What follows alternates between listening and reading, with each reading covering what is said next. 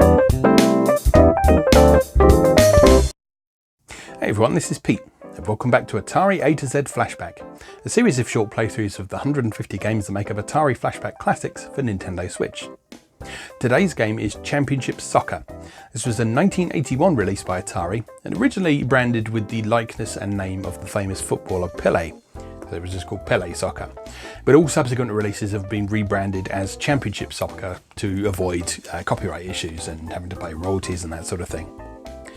The game is developed by a guy called Steve Wright, who there doesn't appear to be an awful lot of information about online. There was a Steve Wright working at Atari around the period, who became the director of software development for the Atari Consumer Division. And he was a noteworthy figure for being the one who decided that it should be company policy that Atari games should incorporate Easter eggs. So this came about after Warren Robinett incorporated a cheeky credit to himself in the game Adventure, as we heard about when we looked at that game a little bit earlier in this series. There was also a Steve Wright who is credited as publishing the Stellar Programmer's Guide in 1979. Again, I'm not sure if that's the same Steve Wright, but it makes sense that it would be, because the Stellar Programmer's Guide is still regarded as one of sort of the great bibles of Atari 2600 programming. So it gives full technical specifications of the console, how to program it, how to do different things with it. And yeah, it's a work that a lot of homebrew authors still refer to today because it's a sort of great authority on the subject. So those could be three different Steve Wrights for all I know. But yeah, Championship Soccer, or Pelé Soccer, was written by Steve Wright. Let's go play Championship Soccer. Okay, here we are once again with the Atari Flashback Classics. Today taking a look at Championship Soccer, or Pelé Soccer as it was once known. Let's have a look at the manual. So, Championship Soccer, Atari Game Program Instructions. And more content. So, first of all, we have this section here, which is Meet the Atari Computer Soccer Team. Okay, soccer fans, the Atari Championship Soccer Team challenges you to a game. The Atari Computer Team is waiting impatiently inside your game program cartridge for you to select one of the single-player games 28 through 54. They want to show you their stuff. Here's a brief rundown on each player, just so you'll know who you're up against. We have Crash Morgan, the galloping goalie, who is the fastest man on the team. Crash got his nickname because he's forever slamming into the goalposts, chasing after the ball. Fortunately, the goalposts are never damaged, but sometimes you could score a goal on him before his ears stopped ringing. Nick Danger, the frantic forward, is mean and nasty, and just loves to blast the ball into your goal, shouting, "Eat leather, chump!" Don't let his bad manners bother you, it's just his way of rattling the opposition. Lumpy Duran, the left back, is without a doubt the clumsiest player in the world of soccer. Penalised twice for stepping on the ball instead of kicking it, he was finally thrown out of one game for toe-kicking the referee. Alexei Putsnowski, or Putsy, the right back. What can we say about Putsy? A real ladies' man, a great soccer player, a sore loser. Even though the Putz has kicked and gouged his way to soccer stardom, for 3 years in a row he has been voted the least likely player. So, this game features 54 variations. Most of them are, well, in fact, all of them are variations between how quickly the game moves, whether or not there's penalties, and the size of the goals. So the single-player games, none of them have penalties. The two-player games do have penalties. And that's about it.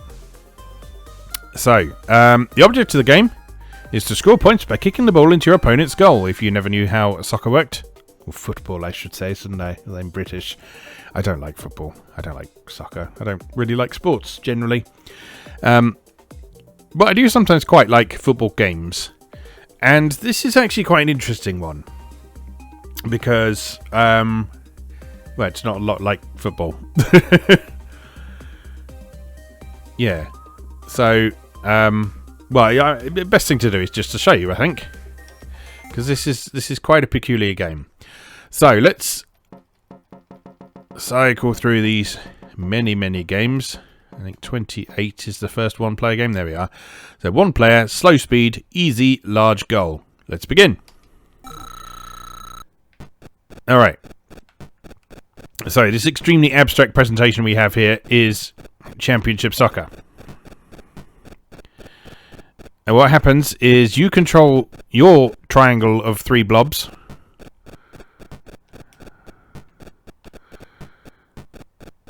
And attempt to get past the opposing triangle of blue blobs. And score a goal.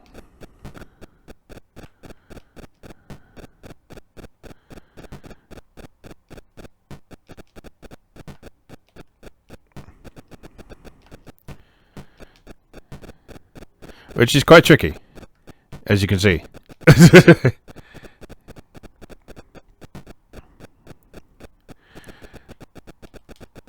So yeah, it's this is it. This is the game. This is the whole game.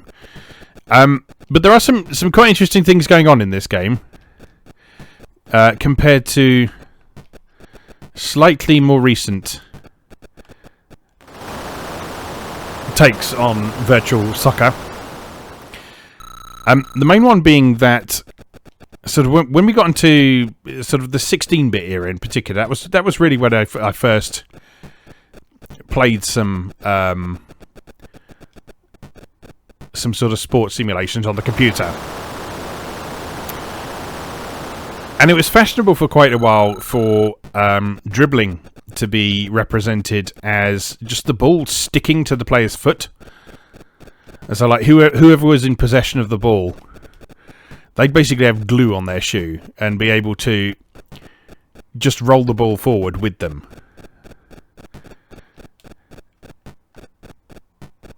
So as much as controlling the players, you'd also be controlling the ball when you were in possession of it. Which is actually quite similar to some of the early Atari sports games that we saw, like Pool Shark and Baseball. But in this, what they did is they actually modelled dribbling in quite a realistic manner. By it just being a sequence of small kicks. Thanks for just passing it straight to my goalie. That's nice of you. So you'll notice you can't just run up the field with the ball, because in order to keep the ball moving, you've got to keep kicking it. Now that's an automatic process. I'm not pressing the fire button or anything to do that, but you can kick it yourself if you want to as well by pressing the fire button. But otherwise it just happens every couple of seconds or so as your players move.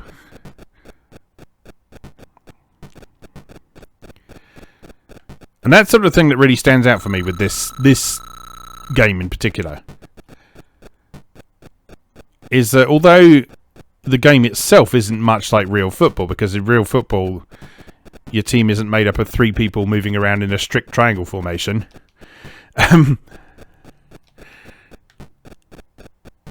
that side of things is actually a lot more realistic than some later football games.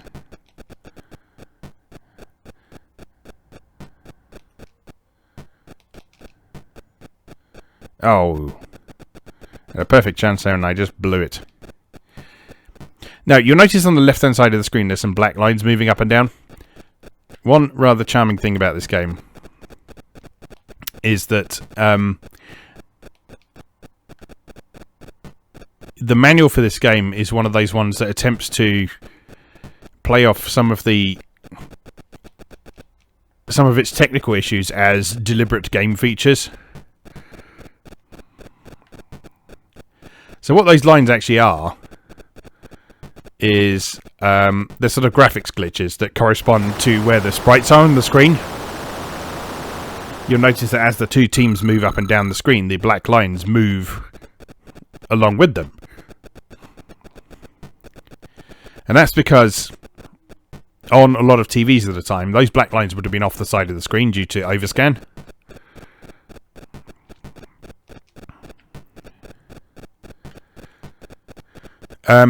But on modern emulation and on more modern televisions, we can see them. But if you look in the manual for this game, which we'll have another peep at when we're done with this match,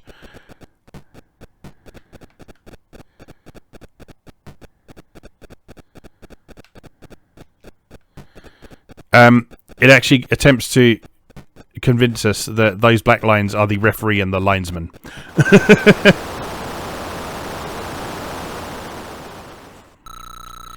Which they're not, because they don't do anything. They serve no functional purpose in the game whatsoever. They are just graphical glitches that relate to how the Atari 2600 does things. Oh. Disappointing.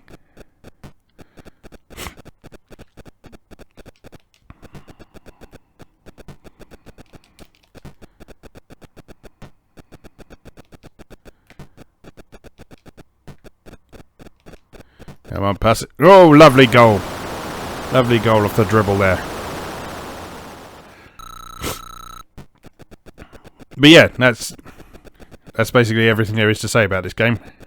It's a bunch of blobs running back and forward. Basically, I think what it is a sort of evolution of... Oh. Going so well, wasn't it?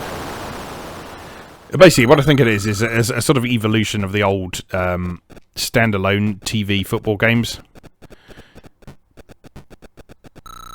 which were basically a take on Pong. And in many cases, they sort of involve like 4 or 5 bats moving up and down screen in different places. In fact, I think there's like a sort of Pong compilation elsewhere in Atari Flashback Classics that will probably see something similar along those lines. This is basically an evolution of that and how that works. I was going to show you that bit of the manual, wasn't I? Where are we? Yeah, here we are. The black lines you see on the left side of your television screen are the referee and the linesman who assist... Excuse me. See figure 4. Yeah, those are totally the referee and the linesman. Don't you worry. Okay, let's have one more go at that. Let's... Oh, I've got to go through all these again. Let's see what the other options are. Let's have a fast speed one. On easy again.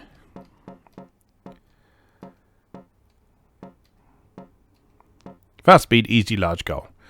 Game 46. Let's do it. Oh yeah, much faster.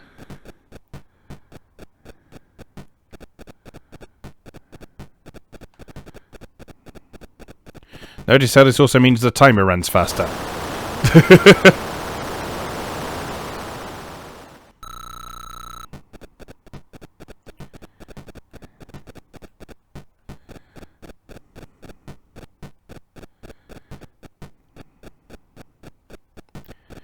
But yeah, this is one of those games that it's quite good to get out when you've got friends over. Because it's not complicated at all. It's very easy to understand. Like, even if you don't really understand sort of the intricacies of football or anything like that, which I don't.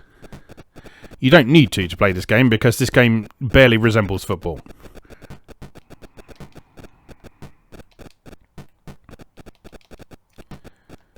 That clearly went in. Yeah, if you think of, like, the modern FIFA games that EA puts out, all of those these days are really complicated to play. There are lots of different button combinations to worry about. Lots of different shot types. And it's because those games are trying to be football simulations now. Whereas back when this sort of thing was current, everything needed to have arcade-style immediacy. Because there were a lot of people who were new to gaming at the time. And so these games needed to be pick up and play. Otherwise people get switched off from them.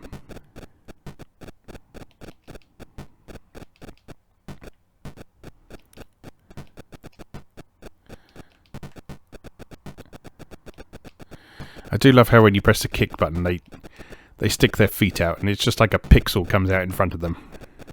Oh no!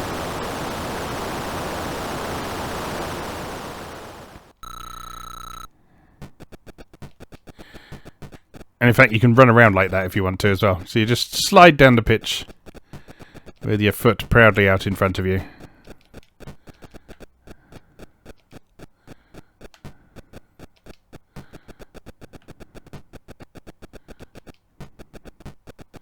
Yeah. Oddly, weirdly mesmerizing, this game. Also a pain in the ass to play sometimes. So passing between your 3 dudes is tricky.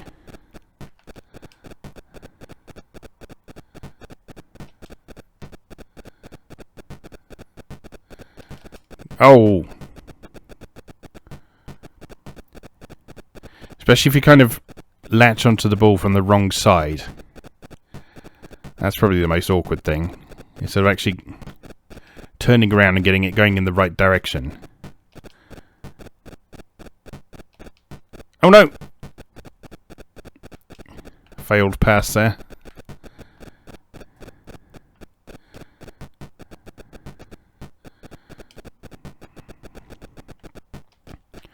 And controlling your goalkeeper and your players at the same time is quite awkward.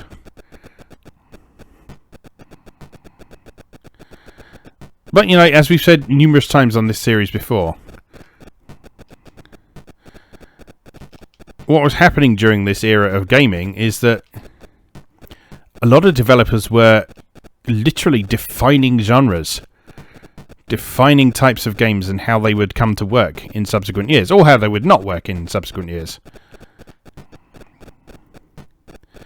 So, like, obviously with this game, they tried the moving your whole team as a unit concept, and, well, whether or not it works is a matter of opinion. I think it does sort of work. I mean, it's very much an acquired taste that you have to spend some time practicing to get used to. But it works. It's a functional game. You can play it. You can use some interesting tactics and strategy. Again, it doesn't resemble football all that much. But who cares? Who really cares?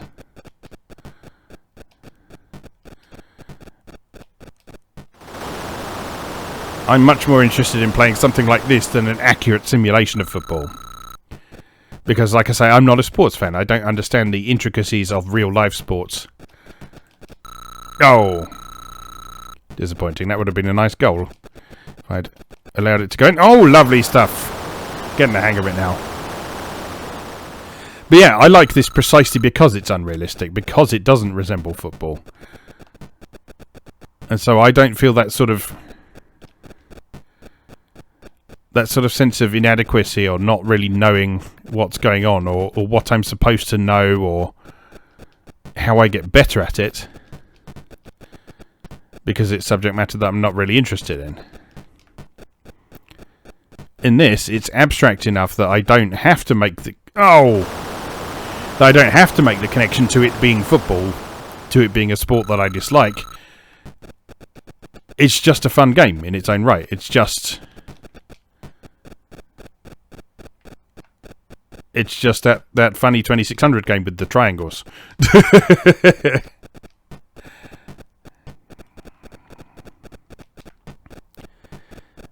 I mean, look, they haven't even, like, rendered the layout of the pitch properly. Right, there's no centre circle, there's no goal areas. If you're playing in two-player mode, the penalties that I was referring to, that you do have throw-ins and corner kicks. Optionally, you can turn them off. So, like, when you kick the ball out of the side of the area, or you kick it off the side of the pitch, behind the goal line, but not into the goal and that sort of thing. The two-player mode allows you to play with those penalties, which makes it resemble real football a little bit more. But again, you don't have to.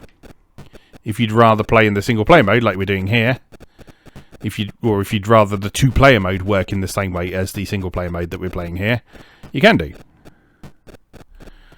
And for people who aren't super familiar with football, that might make for a more enjoyable game.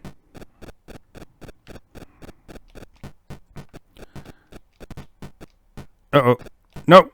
Oh. Just cannot get ahead of them. I do like that goal celebration screen. I'm always a big fan of the sort of cycling colour flow effect.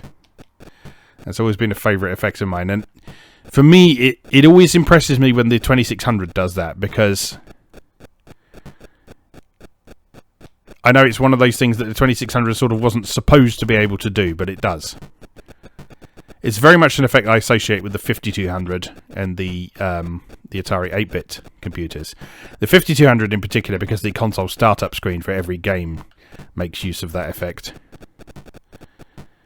But it just makes me happy when I see the 2600 doing that, particularly in the early games, because it was like showing that already, even in the late 70s, people were really getting a feel for what this console was capable of, and being interested in pushing it to its limits. I mean, in terms of the rest of the game experience here, you might not think it's really pushing it to the limits, and no, it certainly isn't, but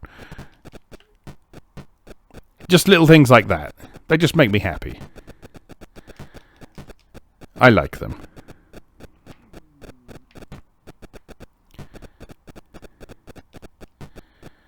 And I guess that for that reason it's quite fitting that, assuming the guy who made this is the same guy who wrote the Stellar Programmer's Guide, it's kind of fitting that this game would have a few nifty little technical tricks up its sleeve to impress people. Oh, lovely stuff. It's coming along very nicely now.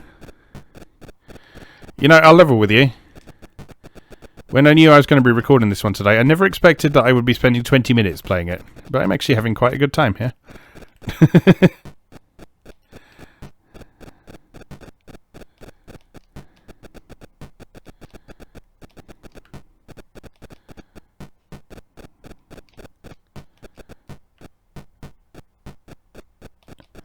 Just need to stop them scoring, really, don't I? The temptation is always to just try and push just that little bit further. Oops. Oh, oh.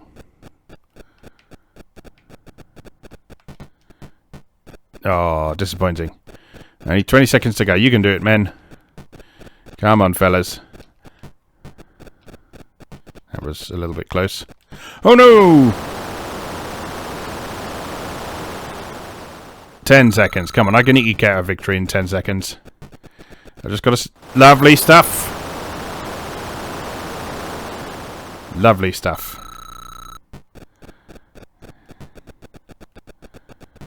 Can I get one more? No. There we go. 7-5. I'm happy with that. Anyway, Championship Soccer, aka Pelé Soccer, but not anymore because copyright. As always, thank you very much for watching, and I'll see you again next time.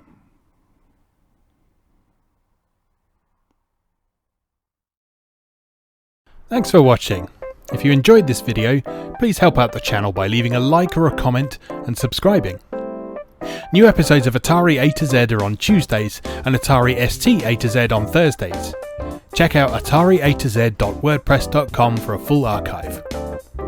Do please also check out my other projects moegamer.net, where I explore Japanese and Japanese-inspired games from yesterday and today, and videopackgames.wordpress.com, which aims to catalogue the small but well-formed library of the Philips G7000 Videopack computer, also known as the Magnavox Odyssey 2. You can also support my work on Patreon or buy me a coffee. You can find links to do both down in the video description. Thanks again, and I'll see you next time.